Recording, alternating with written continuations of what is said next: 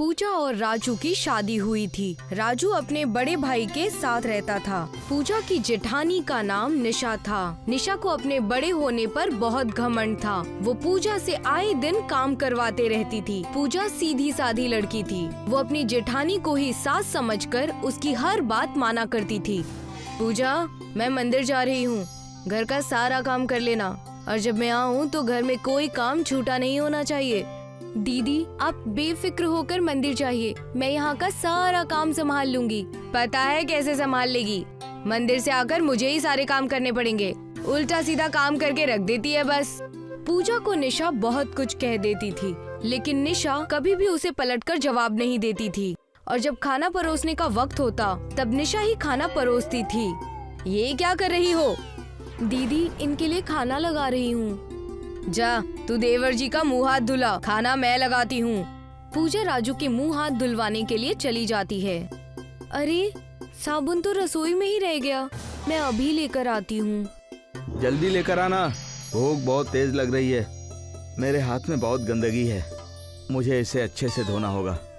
पूजा जब रसोई में जाती है तो उसकी नजर निशा रात की बची हुई रोटी और सब्जी राजू की थाली में लगा रही होती है। वो चाह कर भी कुछ नहीं कर पाती और साबुन लेकर वहाँ से चली जाती है। अरे क्या हुआ? तुम इतनी खोई खोई सी क्यों दिख रही हो? साबुन लेने गई थी तो वहाँ पर तुमने कुछ देख लिया क्या? कुछ नहीं, आप अंदर चलिए। पूजा राजू को अंदर ले जाती है। थोड़ी देर में निशा राजू के लिए खाना लेकर आती है। पूजा बेमन से उस थाली को पकड़ लेती है और राजू के सामने रख लेती है। जैसे ही राजू एक निवाला तोड़ता है तो पूजा उसके सामने से थाली हटा लेती है और राजू को सारी सच्चाई बताती है। मुझे तो अपने कानों पर यकीन ही नहीं हो रहा है कि भाभी मेरे साथ ऐसा कर सकती है। ये सब आपके काम न करने का नतीजा है। आप कोई काम नहीं करते हैं ना, इसलिए सब आपको इस घर में बोझ समझते हैं। आपको अपना कोई काम करना चाहिए। सच में पूजा, आजकल इंसान की अहमियत नहीं है, बस पैसों की अहमियत है। मैं आज से ही किसी काम की तलाश में निकलता हूँ। राजू काम की खोज में निकल जाता है पर उसे कोई काम नहीं मिलता। जब वो थक हार कर घर आता है तो पूजा उससे कहती है, एक बार आपने पिज्जा बनाया था तो वो बेहद लाजवाब था। क्यों ना आप पिज्जा बनाने की दुकान खोल लें? आजकल लोगों को पिज्जा बेहद पसंद है। आपका काम बहुत चलेगा। वो सब तो ठीक है, मगर मेरे पास तो पिज्जा बनाने की कोई मशीन नहीं है और वो बहुत महंगी आती है। मेरे पास इतने पैसे भी नहीं है कि मैं वो खरीद सकूं। मेरे मायके में एक पिज्जा बनाने की मशीन बेकार पड़ी है, क्यों ना मैं उसे ले आऊं और आप उससे काम करना शुरू कर दें। पूजा अपने घर से वो मशीन तो ले आती है, लेकिन राजू का बनाया हुआ पिज्जा मार्केट में इतना नहीं बिकता क्योंकि पिज्जा की और भी दुकानें होती हैं। वो परेशान होकर जब घर की ओर जा रहा था तब उसे किसी का एक्सीडेंट होता हुआ नजर आता है। अरे ये गाड़ी तो इस भेलपुरी वाले को उड़ा देगी, इतनी तेज रफ्तार से उसकी तरफ जा रही है। राजू उस गाड़ी से पहले पहुंचकर उस भेलपुरी वाले को बचा लेता है। तुमने मेरी जान बचाकर मेरे ऊपर बहुत बड़ा एहसान किया है। अगर तुम्हें कुछ हो जाता तो? वैसे भी मेरे परिवार को कौन सा मेरी जान की पड़ी है। अगर कुछ हो भी जाता ना तो इससे कोई फर्क नहीं पड़ता। तुम इतने परेशान क्यों हो? तुम्हारे चेहरे पर तो बहुत मायूसी छाई है। रवि के बार बार पूछने पर रवि सारी कहानी बता देता है और रवि उसे एक पोटली देता है। ये क्या है? मेरे पास कुछ और तो नहीं है। मैं भी तुम्हारी तरह ही एक आम इंसान हूँ, मगर तुम ये भेलपुरी ले जाओ और अपने पिज्जा पर डाल देना। पिज्जा में भेलपुरी कौन डालता है भला? जैसा कह रहा हूँ वैसा करके देखना। राजू वो पोटली ले जाता है और अगले दिन भेलपुरी को पिज्जा के ऊपर डाल देता है। पिज्जा की खुशबू इतनी अच्छी होती है कि दुकान पर बहुत से लोग आने लगते हैं और सब उससे भेलपुरी वाले पिज्जा की डिमांड करते हैं। आज तक हमने बहुत तरह के पिज्जा खाए थे, मगर ये भेलपुरी वाला पिज्जा तो हम पहली बार खा रहे हैं। इस भेलपुरी वाले पिज्जा की तो बात ही अलग है। इसके आगे तो बाकी के पिज्जा फेल। और मेरे लिए 3 पिज्जा पैक कर देना। रवि की दी हुई भेलपुरी से बना पिज्जा अपने ही आप में बढ़ते जाता है। उसने एक पिज्जा पर भेलपुरी लगाई थी, उसी से अनेक पिज्जा बनते जा रहे थे। ये तो सचमुच एक करिश्माई भेलपुरी पिज्जा है। मैं तो मजाक समझ रहा था कि रवि ने मुझे भला क्या दे दिया। अब तो हर कोई इस भेलपुरी पिज्जा का दीवाना हो चुका है और मेरा कारोबार भी बेहतरीन चल रहा है। राजू अब हर रोज अमीर होता जा रहा था। एक बार जब राजू और पूजा बात कर रहे थे तो निशा उनकी बात सुन लेती है। पूजा, अगर तुम सही वक्त पर मुझे काम करने के लिए नहीं भेजती और वो करिश्माई भेलपुरी मुझे नहीं मिलती तो आज हम यहाँ पर नहीं होते। हर औरत की यही इच्छा होती है कि उसका शौहर अपने पैरों पर खड़ा हो, किसी के आगे हाथ ना फैलाए। तो मैंने भी यही किया। अच्छा, तो ये बात है, इनके पास जादुई भेलपुरी पिज्जा है जिसकी वजह से ये इतना अमीर होते जा रहा है। मुझे वो भेलपुरी चुरानी होगी। मैं इन्हें अमीर होते हुए नहीं देख सकती। जब राजू और पूजा सो जाते हैं तो रात के अंधेरे में निशा वो जादुई भेलपुरी पिज्जा चुराने के लिए उनके घर आ जाती है और उस पिज्जा को ढूंढ लेती है। अब इन्हें तबाह होने से कोई नहीं रोक सकता। अब ये जादुई भेलपुरी पिज्जा मेरे हाथ लग गया है। वो जादुई भेलपुरी पिज्जा को जैसे ही हाथ लगाती है तो वो एक विशाल रूप धारण कर लेता है और निशा से लिपट जाता है और उसे कसता चला जाता है। अरे मेरा दम घुट रहा है। मुझे माफ कर दो, मैं तुम्हें हाथ तक नहीं लगाऊंगी। मैंने लालच में आकर तुम्हें पाना चाहा। मुझे माफ कर दो, मुझे माफ कर दो। निशा जैसे तैसे उस जादुई पिज्जा से जान छुड़ाकर वहाँ से भाग निकलती है। वहीं राजू और पूजा उस जादुई भेलपुरी पिज्जा की मदद से लोगों को फ्री में पिज्जा खिलाते हैं और लोगों की मदद करते हैं। वो बहुत से लोगों के लिए अस्पताल और यतीम खाना खोलते हैं। शुभम और रवि दोनों भाई थे। उनके वालिदैन के इंतकाल के बाद दोनों ने घर का बंटवारा कर लिया। आधे हिस्से में बड़ा भाई रवि अपनी बीवी के साथ रहता था और आधे हिस्से में शुभम अपनी बीवी साधना के साथ रहता था। जैसे घर का बंटवारा हुआ था वैसे ही दुकान का भी बंटवारा हुआ था। दुकान के बीच में एक दीवार खड़ी कर दी गई थी। आधी दुकान में रवि इस्त्री का काम किया करता था और आधी दुकान में शुभम और साधना ढाबा चलाया करते थे। आ गई बहू, मैं तुम्हारा ही इंतजार कर रहा था। आपकी चाय मैं अभी चढ़ाती हूँ जेठ जी। हाँ। रवि और शुभम दोनों भाइयों में कोई रंजिश न थी। दोनों एक साथ हंसी खुशी रहते थे। भाईजान कल सुबह घर पे मुर्गा पकाने वाले हैं, आ जाना आप। हाँ हाँ, तेरी भाभी से छुप कर आ जाऊंगा। अरे जेठ जी, मैं आपके लिए और भाभी के लिए भी मुर्गा पका दूंगी। ना ना ना ना, ऐसा ना करना। मैं अपनी बीवी को बखूबी जानता हूँ। वो ना मुझे तुम्हारे हाथ का कुछ खाने देगी और ना खुद खाएगी। जैसा चल रहा है वैसा ही सही है। कम से कम मैं छुप छुपा कर तुम्हारे हाथ का जायकेदार खाना तो खा सकता हूँ। ठीक है जेठ जी। साधना ने रवि को चाय पेश की और फिर ढाबे का काम शुरू किया। खरीदार आने लगे। बाजी, 2 चाय और 1 ऑमलेट पाव।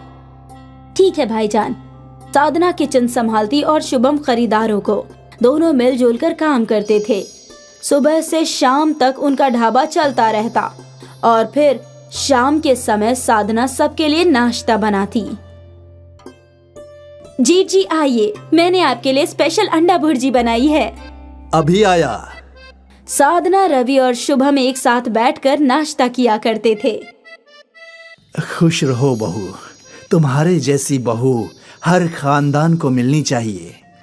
तुम जैसे शुभम की मदद करती हो, मैं भी सोचता हूँ कि काश गायत्री भी मेरी ऐसे ही मदद करती। कोई बात नहीं भाईजान, कहते हैं ना, माले में सारे मोती एक तरह के नहीं होते, वैसे ही सभी लोग अलग अलग होते हैं। अलग होना भी ठीक है। गायत्री को तो बस लड़ना झगड़ना आता है। शादी के बाद तुमसे लड़कर बंटवारा करा दिया और अब तुम अलग हो गए हो तो मुझसे लड़ती है। मेरी तकलीफ मैं ही जानता हूं। मेरी छोड़ो। तुम दोनों के लिए मैं बेहद खुश हूँ। ऊपर वाला तुम दोनों को कामयाबी अता फरमाए। शुक्रिया जेठ जी। भाईजान, कल दोपहर में घर आना मत भूलना। वो तो मैं कभी नहीं भूलूंगा। साधना के हाथ का पकाया जायकेदार मुर्गा कैसे छोड़ सकता हूँ। अगली दोपहर अपनी बीवी से छुपते छुपाते रवि शुभम के घर आया। अरे बहू, बहू, जल्दी खाना लगाओ। गायत्री को झूठ बोलकर निकला हूँ कि दोस्त के घर खाना खाने जा रहा हूँ। अभी पेश करती हूँ जेठ जी।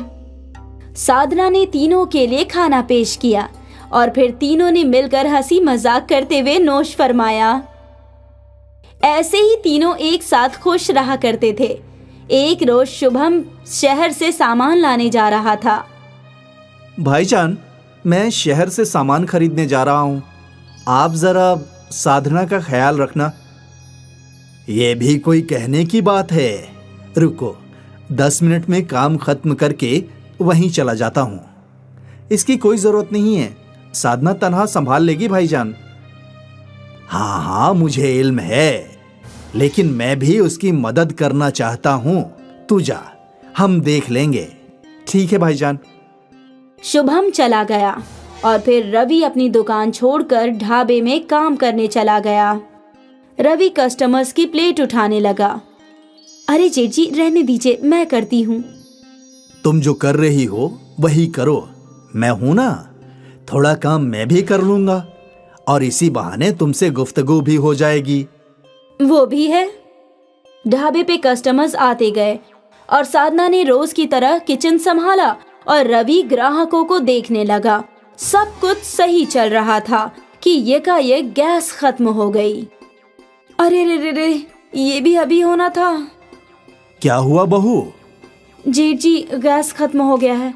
ग्राहकों का ऑमलेट का ऑर्डर है। अब मैं क्या करूं?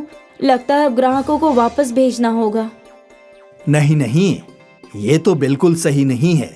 तुम एक काम करो, ऑमलेट बनाने के लिए अंडे मिक्स करो, बाकी तुम मुझ पर छोड़ दो। साधना ने ग्लास में अंडा फोड़ा और उसमें नमक और मसाला, प्याज, मिर्च डालकर मिक्स करने लगी। रवि अपने दुकान से एक नई इस्त्री लेकर आया। इस इस्त्री का क्या करेंगे जेठ जी? तुमने वो बिजली से चलने वाला चूल्हा देखा है ना? जैसे वो होते हैं वैसे ही ये इस्त्री है। तुमने जो ऑमलेट मिक्स किया है वो इस इस्त्री पे डाल दो। क्या ऑमलेट बनेगा? कोशिश करके देखते हैं। रवि ने इस्त्री की वायर बोर्ड में लगाई और जब इस्त्री गर्म हुई तो साधना ने उल्टी इस्त्री पर अंडे का ऑमलेट घोलकर डाल दिया और वो अंडा पकने लगा। देखा? करीब 2 मिनट में ऑमलेट पक गया। साधना ने ऑमलेट को प्लेट में परोसा और ग्राहक के पास ले गई। अरे, ये कैसा ऑमलेट है? मुसल्लस शक्ल का। ये नया है भाईजान, आप खाकर तो देखिए। उस ग्राहक ने वो ऑमलेट खाया और उसे वो बहुत लजीज लगा। जायका तो बहुत खूब है और शक्ल भी एकदम नया। उसे देखकर दूसरे ग्राहक ने भी उस त्रिकोण ऑमलेट का ऑर्डर दिया। मुझे भी वैसा ही त्रिकोण ऑमलेट चाहिए। मुझे भी। साधना स्त्री पर त्रिकोण ऑमलेट बनाती गई और ग्राहक चाव से उसे खाते गए। कुछ घंटों बाद शुभम सामान लेकर लौटा तो ढाबे पर लगा मजमा देखकर हैरान रह गया। अरे, ऐसा मजमा क्यों? ये मजमा जेठ जी के स्त्री वाले ऑमलेट के लिए है।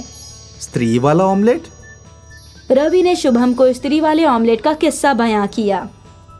अरे देख, मुसल्लस ऑमलेट खाने के लिए कितना मजमा लग गया है। वाह भाईजान, आपने तो कमाल कर दिया। और फिर तीनों मिलकर ग्राहकों को ऑमलेट देने लगे।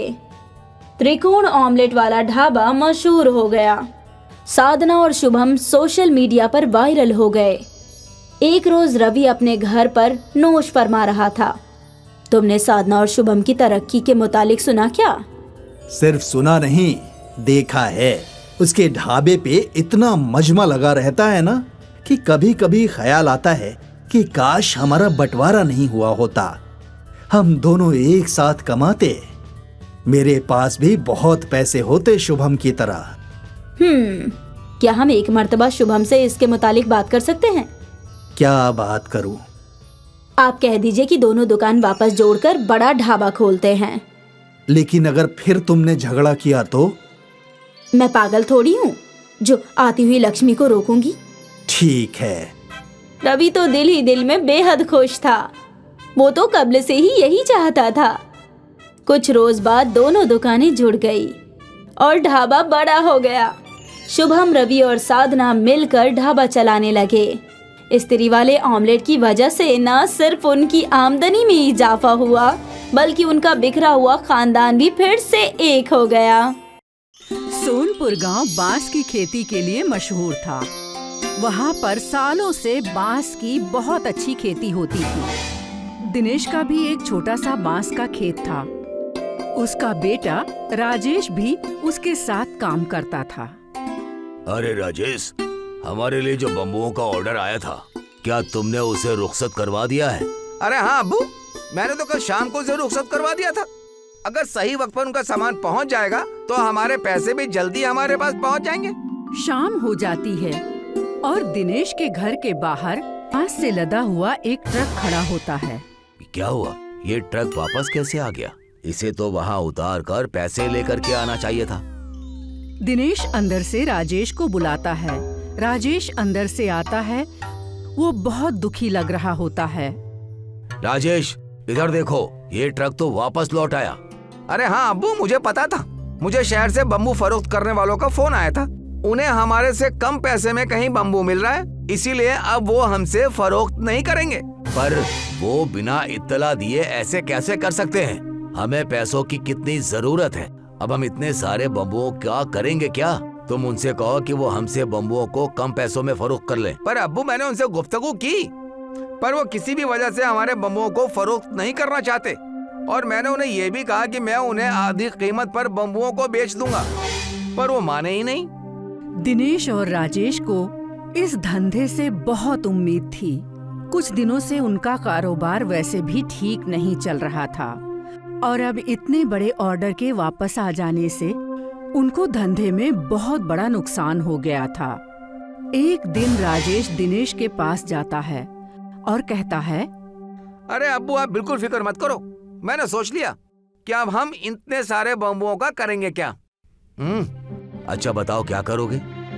मुझे तो कोई रास्ता नजर नहीं आ रहा। मैंने तो अपने सारे दोस्तों से मदद मांगने के बारे में भी सोच लिया, पर कोई भी हमारी मदद करने को तैयार नहीं। सबकी माली हालत बहुत ही खराब है। बाजार में बम्बुओं की कीमत भी कम होती जा रही है। इसीलिए अब्बू, हमने इस बात पर गौर किया कि आज से हम बम्बुओं का कारोबार नहीं करेंगे। अरे तो फिर हमारे पास बचा ही क्या? हम और क्या कर पाएंगे? अरे अब्बू, हम पिज्जा बनाएंगे। हाँ? क्या? पिज्जा? वो कैसे? अब्बू, शहर से मेरे एक दोस्त का फोन आया था। जब हमने उसे अपने हालात बताए तो उसने मुझे एक बहुत ही अच्छी तरकीब बताई। शहर में पिज्जा की बहुत ही मांग है। अलग अलग तरह के पिज्जे बनते हैं। उसमें से जवानों का एक पसंदीदा चीज है बम्बू पिज्जा। उसमें बम्बुओं को अंदर से खोखला करके पिज्जा बना दिया जाता है। हम भी बम्बू पिज्जा का कारोबार शुरू कर देते। पर बेटा, हमें तो ऐसे कारोबार के बारे में जरा भी मालूमात नहीं है। अरे अब्बू, आप फिक्र मत करो। अरे मेरे दोस्त ने कहा है वो हमारी हर तरह से मदद करेगा। राजेश दिनेश के साथ मिलकर बम्बू से पिज्जा बनाने की सारी तैयारी करता है और फिर धीरे धीरे बांस पर पिज्जा बनाना सीख जाते हैं। उसके बाद वो तय करता है कि वो एक दुकान बनाएगा। राजेश और दिनेश मिलकर बांस से एक छोटा सा होटल बनाते हैं और उस होटल के दरवाजे से लेकर खिड़कियां, टेबल, कुर्सी सब कुछ बांस का बना होता है।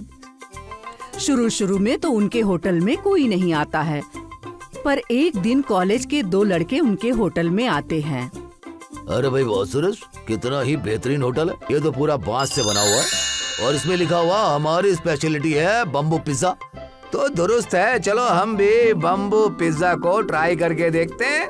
हाँ, दुरुस्त कहा। मैं उसे ऑर्डर देता हूँ। वो दोनों बांस पर बने पिज्जा यानी बम्बू पिज्जा का ऑर्डर करते हैं। अरे विवेक, तूने गौर किया कि यहाँ पर सारे कुर्सी टेबल भी बम्बू के ही बने हुए हैं और देख बम्बुओं से सजावट भी कितनी अच्छी की है यार। आज प्लास्टिक के जमाने में ये इको फ्रेंडली होटल तो बहुत ही बेहतरीन है। हम सब लोगों को ऐसी ही चीजों का इस्तेमाल करना चाहिए। मैं इस होटल के मालिक से बात करता हूँ कि उन्हें ऐसा होटल बनाने का तरीका कहाँ से आया। विवेक और सुरेश दिनेश को बुलाकर उससे सवाल पूछते हैं। अरे यकीनन आपका होटल बहुत ही खूबसूरत है, आपने ये सब कैसे किया? दिनेश उन दोनों को अपनी पूरी दास्तां बताता है। विवेक और सुरेश उससे बहुत मुतासिर होते हैं। क्या आपका कारोबार ठीक चल रहा है? क्या आप मुनाफा पा रहे हैं? यकीनन अभी तो हम मुनाफे में बिल्कुल नहीं हैं, पर यकीन करता हूँ कि आगे चलकर मुझे इससे फायदा बहुत जरूर होगा। हाँ, आप सब में से अलग हैं, आपको मुनाफा जरूर होगा। हम भी आपकी मदद करना चाहते हैं। हमारा एक YouTube चैनल है जिनमें हम अलग अलग चीजों को डालते हैं। अगर आपकी इजाजत हो तो हम अपने YouTube चैनल पर आपकी इस होटल के बारे में जानकारी देना चाहते हैं और Instagram पर भी। इस तरह से और भी लोगों को और कॉलेज के स्टूडेंट्स को आपके होटल के बारे में जानकारी मिलेगी और आप बहुत मशहूर हो जाएंगे। सुरेश और विवेक बांस पर बना पिज्जा खाते हैं। वो पिज्जा उन्हें बहुत लजीज लगता है और वो लोग अपने दोस्तों के लिए बहुत सारा पिज्जा पैक करवा लेते हैं। उसके बाद अगले दिन वो अपने सारे दोस्तों को लेकर उसके होटल का अच्छा सा वीडियो बनाते हैं और बांस पर बनने वाले पिज्जा की रेसिपी भी शूट करते हैं। उसके बाद वो उसे अपने YouTube चैनल पर डालते हैं। भाई तुम लोग हमारी मदद करने की कोशिश कर रहे हो और मैं इसके लिए आप दोनों का बहुत बहुत शुक्रगुजार हूँ। अरे नहीं अंकल, ऐसी चीजों को तो मशहूर करना ही चाहिए। आज के जमाने में हम नौजवानों को इको फ्रेंडली और आबो हवा को नुकसान ना पहुंचाने वाली चीजों की ही बहुत जरूरत है। इन वीडियो से हमें जो भी फायदा होगा वो हम आपको दे देंगे। अरे विवेक, देखो बम्बू पिज्जा की रेसिपी पे तो 1 लाख लोगों के व्यूज आ गए हैं दोस्त। 10,000 लाइक और 1000 कमेंट भी हैं। ये तो हमारी YouTube चैनल की सबसे मशहूर वीडियो बन गई है और अब इस इको फ्रेंडली होटल के बारे में बहुत सारे लोग जान जाएंगे। अंकल, अब आप मशहूर होने वाले हो। इस तरह से उन दोनों द्वारा शुरू किया गया बांस से बना पिज्जा वाला होटल फेमस हो जाता है। फिर वो धीरे धीरे दूसरे शहरों में भी अपनी शाखाएं खोलते हैं और इस तरह से बांस पर बने इको फ्रेंडली पिज्जा को पूरे देश में मशहूर कर देते हैं।